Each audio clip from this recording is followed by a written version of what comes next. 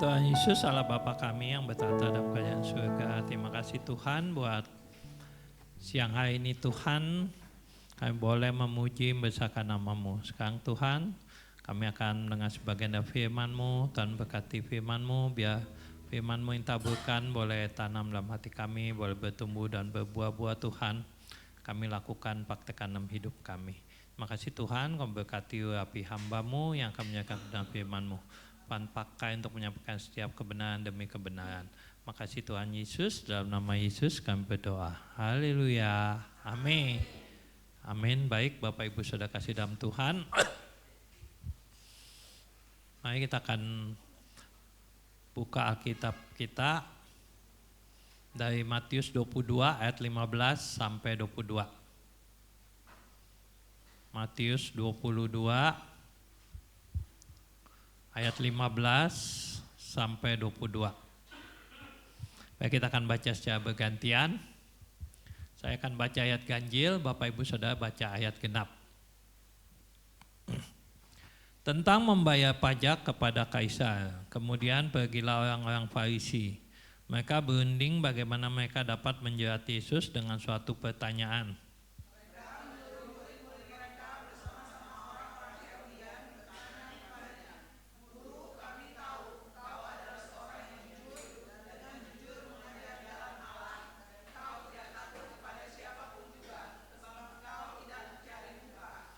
Katakanlah kepada kami pendapatmu, apakah diperbolehkan bayar pajak kepada kaisar atau tidak?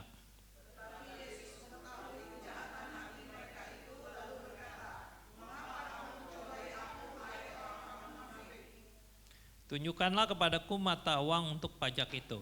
Mereka membawa suatu dinar kepadanya.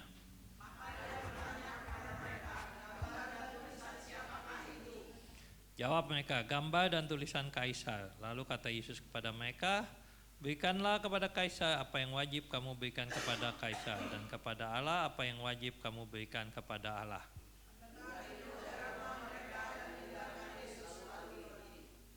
Ya, baik Bapak Ibu Saudara, untuk firman Tuhan hari ini temanya adalah menghormati Tuhan dan sesama.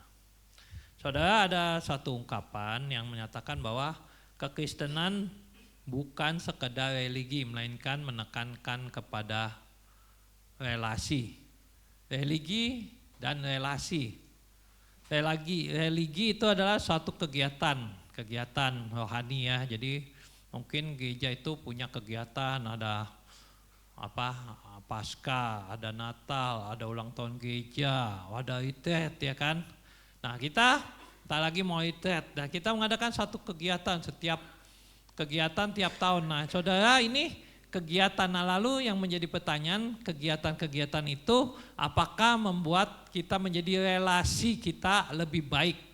Nah ini saudara, jadi kekristenan bukan sekedar suatu kegiatan keagamaan, bukan sekedar kita ngadain Natal, selesai Natal bubar, ngadakan retreat, selesai retreat bubar, ulang tahun gereja, setelah ulang tahun kita bubar, setelah Paskah, Jumat Agung, kenaikan Tuhan. Nah saudara, panitia nggak pernah, kita nih menjadi mengukur, jadi setelah retreat kita bikin suatu evaluasi. Jadi apakah retreat ini sebenarnya membuat jemaat lebih dekat sama Tuhan enggak? Atau kegiatan ini ya udah cuma kegiatan rutin gitu saudara. Ya kan, ini makanya di sini katakan bahwa bukan sekedar hanya kegiatan doang, karena banyak orang yang akhirnya ke gereja ikut-ikut acara cuman sekedar kegiatan, bukan merupakan suatu hubungan. Ya kan? Saudara, umpama misalnya saya tanya nih ya, saya tanya hari ini. Coba saudara nggak usah jawab, tapi saudara pikir gitu ya. Pertanyaan pertama, pertanyaan kedua, kira-kira siapa yang angkat tangannya lebih banyak? Pertanyaan pertama saya tanya, siapa Bapak Ibu Saudara jemaat yang sudah membaca Alkitab selesai dari Kejadian 1 sampai Wahyu 22 secara utuh, minimal 1 kali. Nah itu pertanyaan pertama saudara ya. Nah kira-kira berapa banyak yang angkat tangan? Terus yang kedua saya tanya, siapa Bapak Ibu Saudara yang sudah menonton drama Korea minimal 3 judul? Nah saudara, kira-kira lebih banyak yang mana yang angkat tangan? Pertanyaan pertama atau pertanyaan kedua? Nah ini saudara, saudara, Kalau kita hitung-hitung, saudara, ada yang menyatakan bahwa Alkitab itu kalau kita baca satu hari, satu pasal aja kita baca, itu dalam 4 tahun kita akan menyelesaikan seluruh Alkitab, saudara. Nah ini kita gereja sudah masuk 33 dan tahun ini mau masuk ke 34. Artinya dalam 32 tahun minimal saudara baca satu kali aja, satu hari itu hanya 1/8 pasal. Ya kan, 1/8 pasal. Pasal yang paling panjang itu Mazmur 119 ada hampir 170 sekian ayatnya itu. Itu pasal yang paling panjang. Nah sekarang kalau misalnya kita dibagi 8 artinya satu hari saudara cukup baca hanya antara 20-25 ayat saudara baca satu hari rutin dalam 32 tahun itu harusnya minimal satu hari selesai. Nah sekarang masalahnya kalau saya tanya sudah berapa banyak jemaat yang selesai satu kali, minimal satu kali baca Alkitab. Nah ini saudara perlu jadi pergumulan kita saudara ya.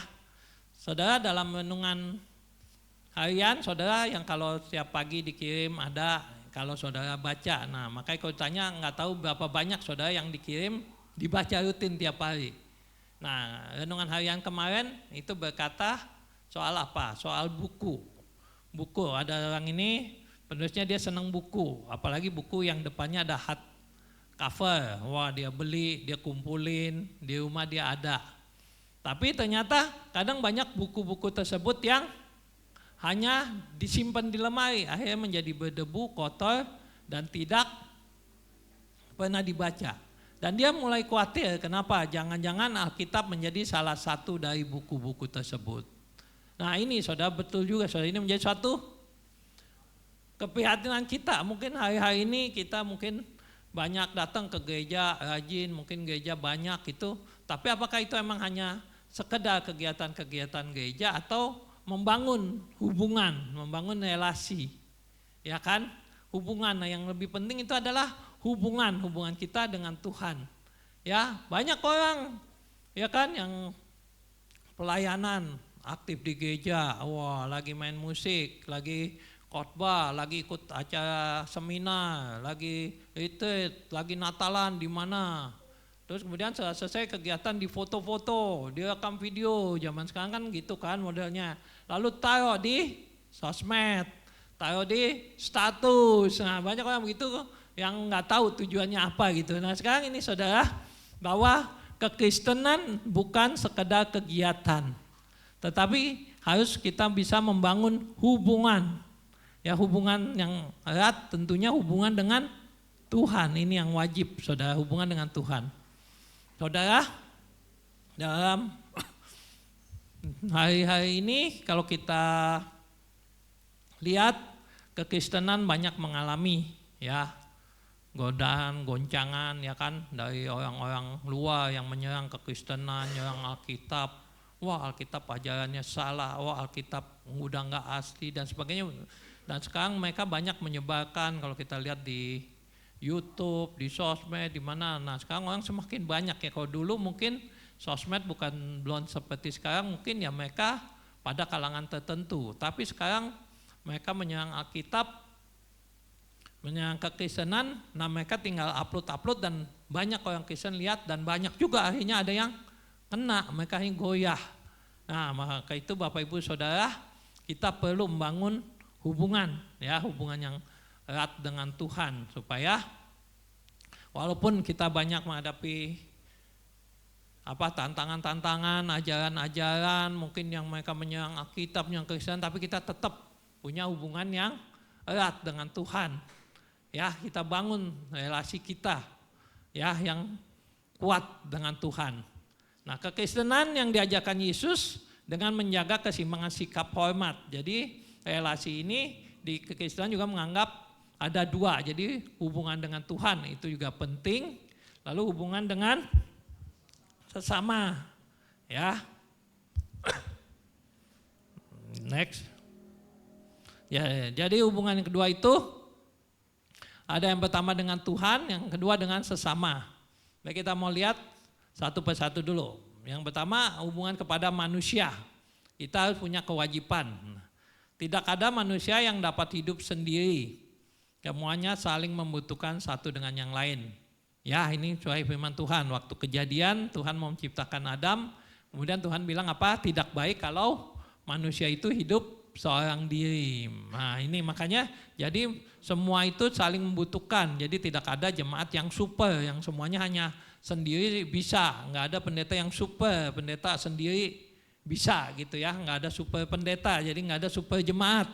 Jadi kita tetap butuh orang lain, butuh saling membantu, saling menolong. Ya, jadi kalau saudara yang rajin ikut doa malam, nah, Pak Vitalis hari Kamis minggu yang lalu, ya itu dia udah nyampaikan firman Tuhan apa soal satu tubuh Kristus. Jadi kepala, ada tangan, ada mata, ada telinga, ada mulut, ada kaki, ya kan? Dia umpamakan begini sama Pak Vitalis bilang, kalau perut lapar, yang lapar perut, ya kan? Lambung mah mungkin udah teriak karena perlu diisi. Lalu dia sampaikan kepada otak. Lalu otak perintahkan kepada kaki, bilang kaki jalan. Nah lalu kaki berjalan, cari makan. Lalu tangan ngambil makanan, tangan ngambil makanan. Lalu tangan mesti masukin ke mulut. Lalu sampai mulut gigi untuk mengunyah. Nah, setelah gigi mengunyah, apa Pak? Lanjutnya lagi ditelan saluran pencernaan, mencerna sampai akhirnya sampai ke perut, perutnya kenyang gitu kan. Nah ini untuk kita manusia untuk makan aja kita membutuhkan satu rantai yang begitu banyak, begitu panjang ya. Itu yang sederhana, apalagi untuk melakukan hal-hal yang lain lagi yang lebih besar lagi. Itu butuh saling kerjasama ya. Maka juga di dalam kita hidup ya, dalam berjemaat, dalam bergereja, kita perlu orang lain ya. Jadi bukan hanya kita aja ya, kita perlu orang lain, kita saling membantu satu dengan yang lain. Jadi jangan dia lagi gitu kan di gereja. Wah, entah yang mimpin pujian dia lagi, yang main musiknya dia lagi, yang mimpin doa malam dia lagi. Enggak, kita butuh orang lain, kita bisa saling membantu, saling menolong ya. Jadi kita saling hidup harus saling tolong menolong.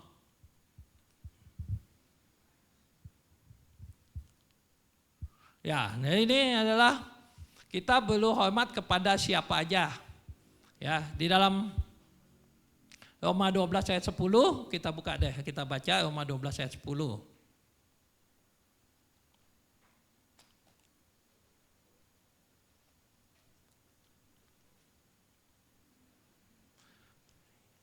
Ya, kita baca sama-sama ya.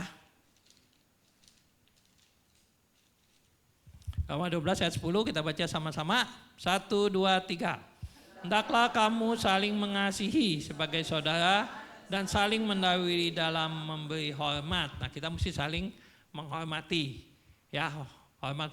Nah, kepada siapa aja hormat itu kita tunjukkan. Yang pertama adalah kepada pemerintah. Ya, pemerintah sudah membuat peraturan, kita hormati, kita taat ya kan dengan aturan pemerintah. Di jalan kalau udah ada tanda dilarang belok, jangan belok ya kan.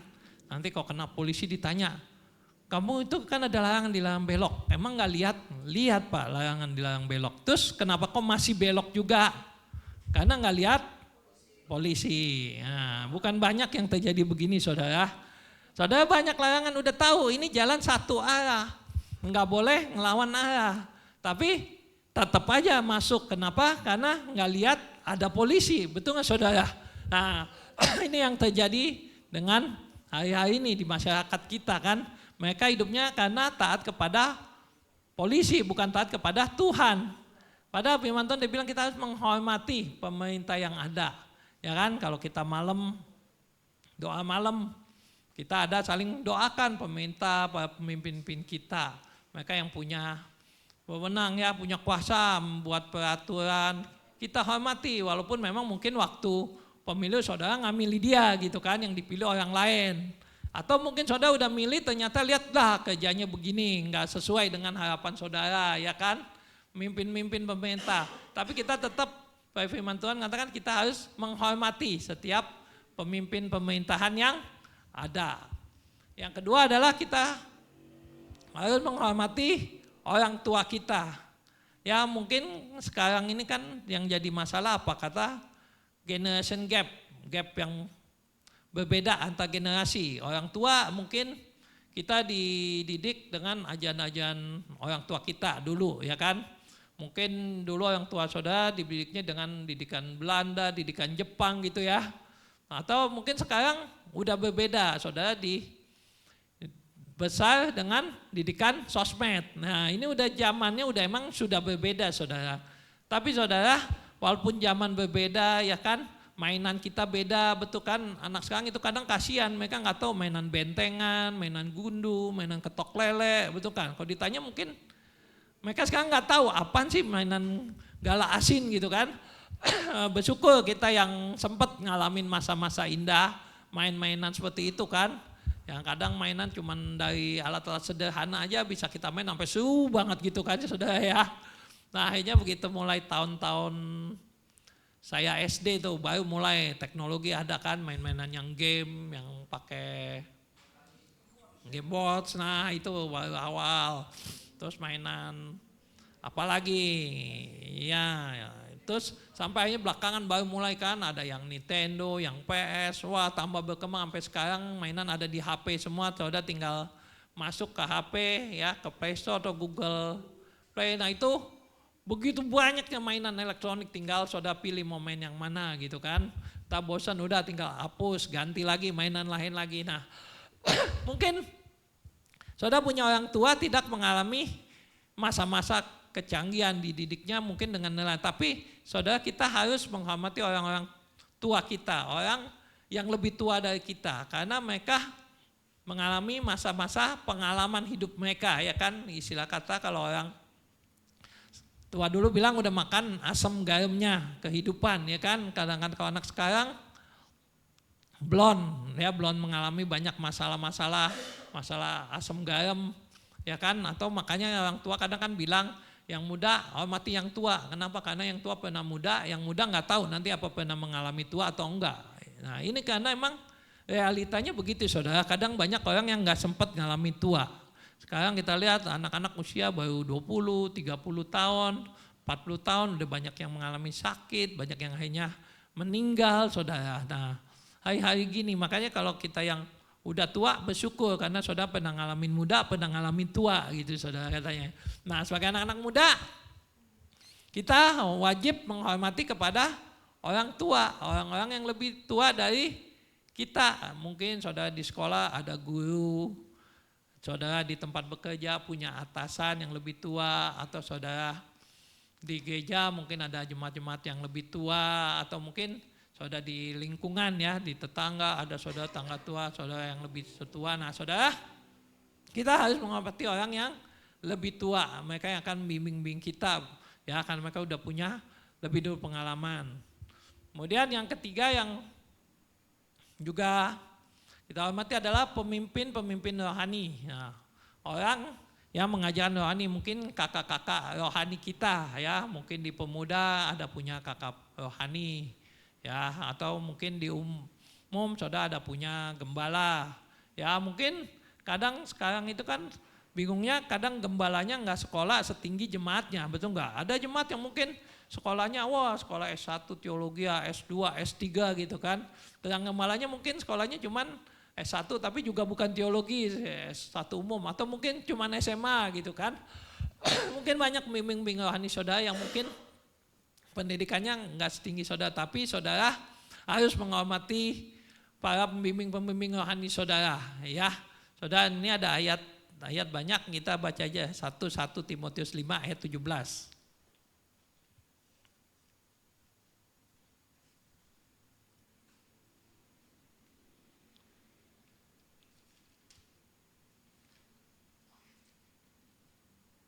1 Timotius 5 ayat 17. Nih beberapa petunjuk dan nasihat judulnya ya. Penatua-penatua yang baik, pimpinan-pimpinannya patut dihormati 2 kali lipat. Terutama mereka yang dengan jerih payah berkhotbah dan mengajar. Nah jadi kita mesti menghormati juga apa? Pemimpin-pemimpin rohani kita. Ya, kemudian yang kedua, pertama hormat kepada manusia ya, pemerintah, orang tua kepada pemimpin rohani. Nah, yang kedua adalah kita hormat kepada Allah. Yang kedua hormat kepada Allah apa? Dengan menunjukkan kejujuran. Sebagaimana diteladankan Yesus, kita harus membangun kejujuran di hadapan Allah. Selain sikap jujur, sikap hormat kepada Allah juga kita berikan. Bagaimana cara kita menghormati Tuhan. Yang pertama adalah hidup benar. Nah, jadi hidup dalam kekudusan. Ya, itulah cara kita menghormati Tuhan. Jadi bukan kita main kucing-kucingan sama Tuhan gitu kan ya. Jadi hari Minggu kita di gereja baik, wah ibadah semua orang taunya baik gitu. Begitu keluar di rumah, wah udah berbeda. Nah, jadi kita buka dalam Mika 6 ayat 8. Mika 6 ayat 8.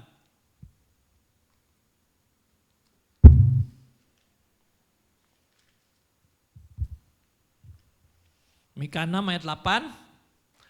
Hai manusia, telah diberitahukan kepadamu apa yang baik. Dan apakah yang dituntut Tuhan daripadamu? Selain berlaku adil, mencintai kesetiaan, dan hidup dengan rendah hati. Ya, jadi di sini katakan bahwa di dalam Mika ini Tuhan minta kita hidup dalam 3 hal, yaitu adil, setia, dan rendah hati. Adil, saudara, kadang mungkin saudara pikir, wah sekarang kita susah cari keadilan, ya kan? Kadang yang benar bisa salah, yang salah bisa benar, ya. Tapi kitanya sendiri juga harus berlaku adil, ya, adil dalam hal-hal yang kecil. Contoh aja, saudara di keluarga punya anak 2, yang besar, yang kecil. Nah, kadang orang tua ada yang masa, oh yang kecil lebih disayang, itu ya saudara mungkin, tapi ngakunya kadang bilangnya enggak sama aja gitu kan ya saudara. Nah kadang yang kadang bingung kalau saudara punya anak kembar, kayaknya adil banget gitu kan, sampai nama aja nggak boleh beda banyak-banyak, paling cuma beda 1 huruf gitu kan, nama anak kembar jadi cuma dibedain huruf A, 1 I, nah itu kan. Jadi beli baju 2 yang kembar gitu kan. Kalau satu kasih warna merah, yang satu warna merah. Yang satu warna hijau, satu hijau. Kalau perempuan kadang dibeliin jepit rambut sama jepit rambut. Yang satu dibeliin, satu dibeliin.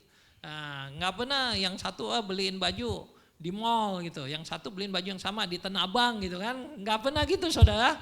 Kalau kembar kadang sampai apanya juga semua sampai disamain, sampai sepatu, sampai beliin tas sekolah, sampai buku, bolpen gitu kan. Sampai semuanya kadang disamain deh gitu, saking adil gitu kan, supaya kembar gitu. Entah jadi makan pun kadang dikasih makannya sama gitu, padahal mungkin anak kembar bisa jadi kesukaannya beda gitu kan. Satu suka burger, satu sukanya pizza gitu kan, satu sukanya sayur asem, satu sukanya padang. Nah, padahal belum tentu juga gitu anak kembar sukanya sama, tapi kadang orang tua suka wah sampai sama gitu ya, adil. Nah, mungkin ini adil menurut manusia, tapi coba kadang kalau kakak dengan adik gitu. Nah saudara, menurut salah satu penelitian, ya ini penelitian ya, bukan saya yang neliti gitu, saya juga cuman baca dapat gitu ya zaman sekarang.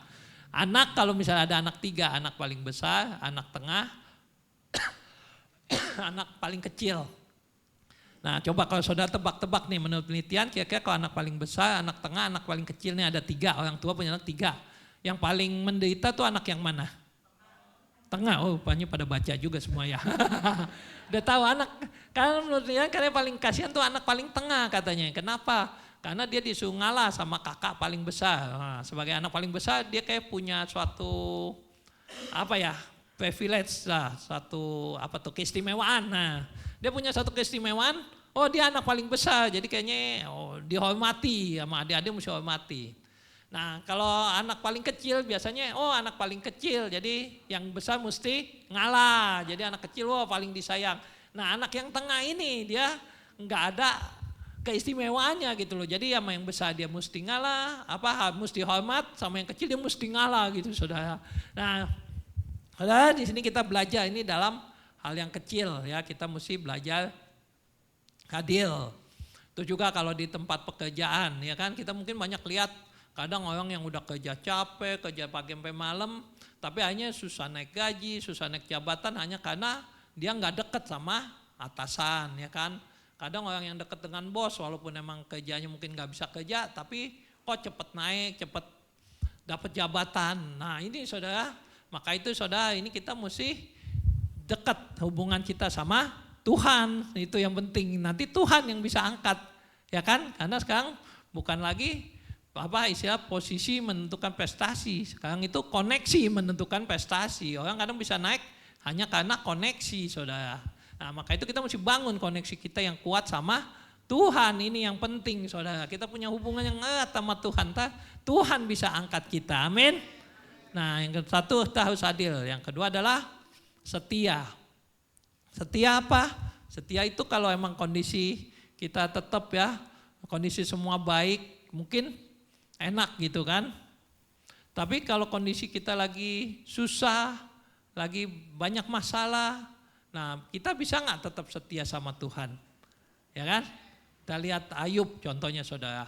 Pada waktu Ayub mengalami kesusahan, ya kan, dari masalah pertama hartanya habis semua, ya kan, bisnisnya habis, terus sampai akhirnya keluarganya juga habis, anaknya habis, istrinya mulai nyala-nyalain dia, akhirnya kesehatannya juga habis. Wah, habis-habisan semua. Tapi Ayub tetap setia sama Tuhan. Nah ini saudara, kesetiaan kita walaupun susah, walaupun senang, ada masalah, tidak ada masalah, kita mesti tetap setia sama Tuhan. Ya, kita mesti rajin ibadah.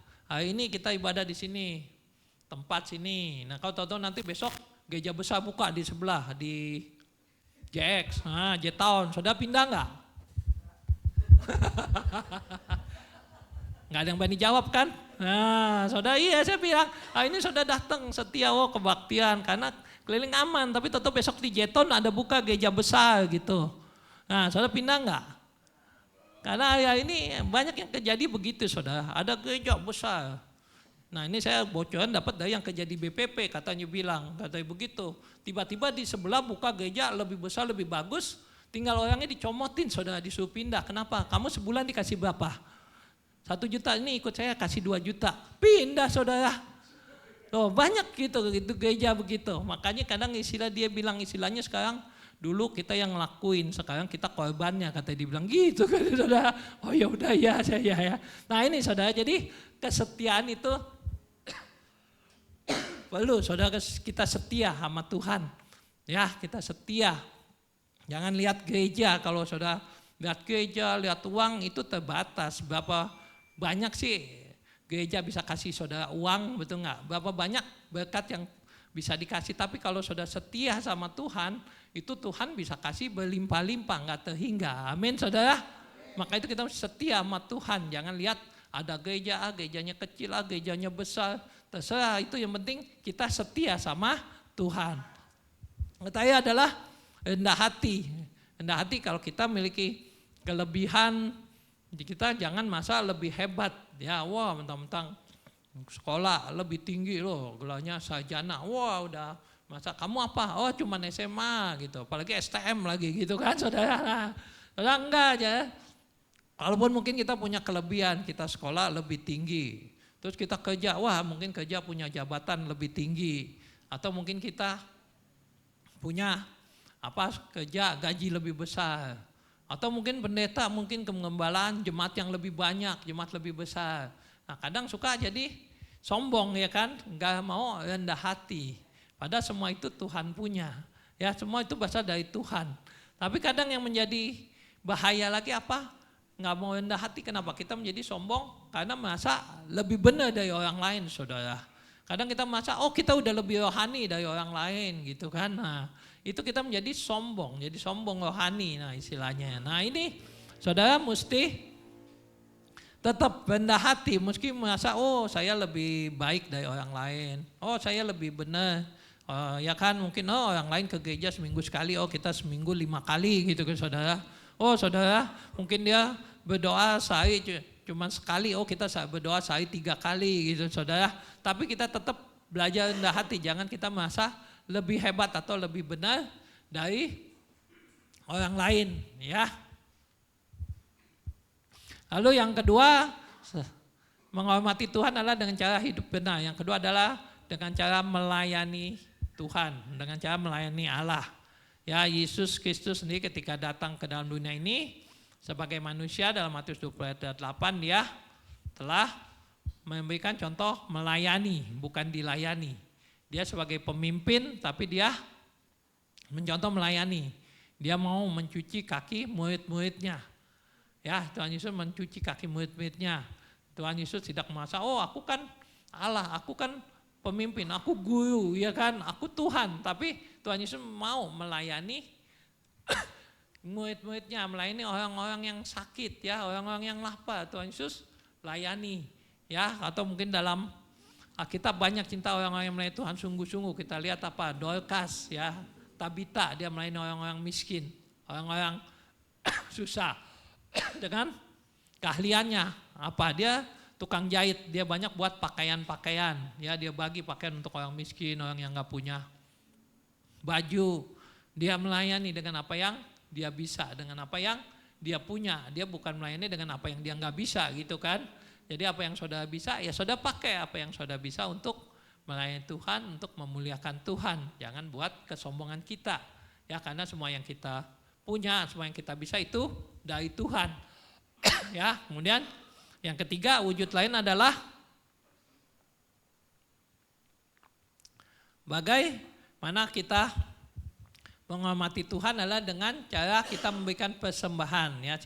Wujud lain dari sikap hormat kepada Allah dengan memberikan persembahan diri, memberikan hidup kita. Roma 12 ayat 1 juga memberikan persembahan harta milik kita dengan kerelaan. Jadi harta kita, apa yang kita punya itu semua Tuhan punya.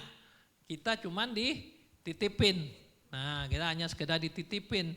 Jadi kalau emang pekerjaan Tuhan butuhkan, ya kita mesti mau kasih, mau beri. Jangan Tuhan udah kasih kita persembahan, uang kita semua kita pakai untuk kesenangan kita, untuk puas-puasin diri kita. Kita beli-beli barang bagus, kita beli-beli barang baru pada barangnya nggak butuh, ya kan. Dengan kita pergi pakai buat jalan-jalan, buat kita makan-makan, ya kita pakai lagi buat mungkin acara-acara, bikin acara, nanti acara rehuni, acara pesta-pesta itu, ya. Nah, jadi semua apa yang kita punya itu dari Tuhan punya dan dititipkan, dan kita mesti pergunakan, kembalikan untuk Tuhan. Jadi kalau Tuhan perlu, pekerjaan Tuhan perlu, ada pelayanan yang perlu, kita mau berikan untuk Tuhan, kembalikan untuk hormat kemuliaan nama Tuhan. Ya, kemudian firman Tuhan enggak kayak panjang lagi. Biar ini kita mau belajar, ya, untuk kita boleh menghormati sama manusia dan kita menghormati Tuhan. Ya, kemudian firman Tuhan. Nah, ini saya undang kita Jemaat Bangkit Diri, tim musik main pujian Selidiki Aku Lihat Hatiku.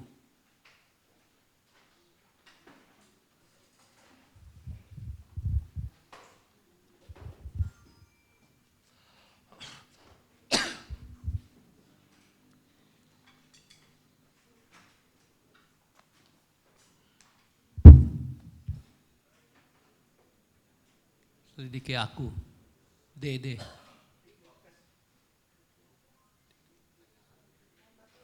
Oh, mati.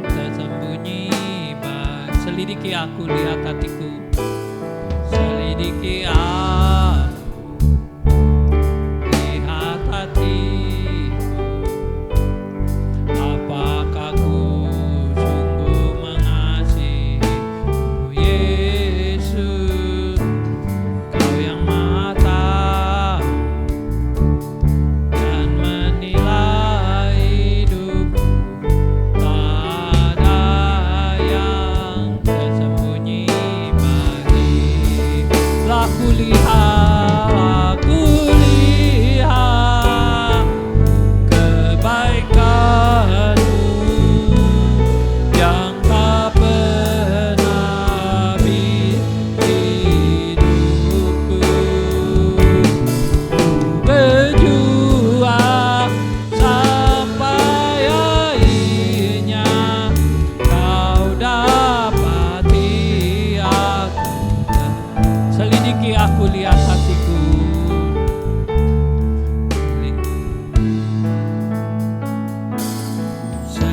setia, lihat hatiku, apakah ku sungguh mengasihi Yesus. Kau yang maha tahu dan menilai hidupku, tak ada yang tersembunyi bagi. Telah kulihat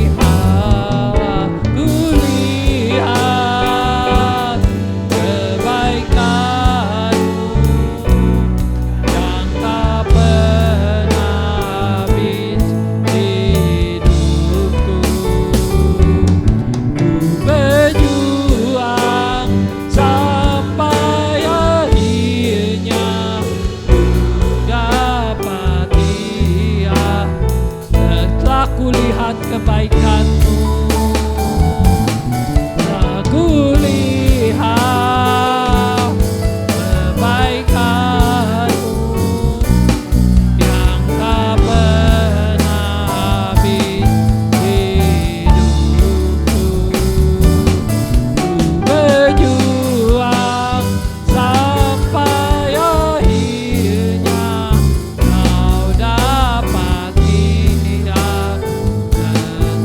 kau dapati aku tetap setia. Kau dapati aku tetap setia.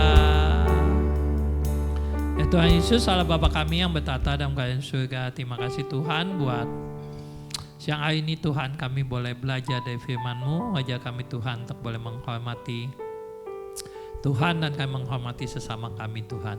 Terima kasih buat firman-Mu, biar firman taburkan boleh jatuh dalam hati kami, boleh bertumbuh dan berbuah-buah Tuhan. Kami lakukan, praktekkan dalam hidup kami. Terima kasih Tuhan Yesus, dalam nama Yesus kami berdoa. Haleluya, amin.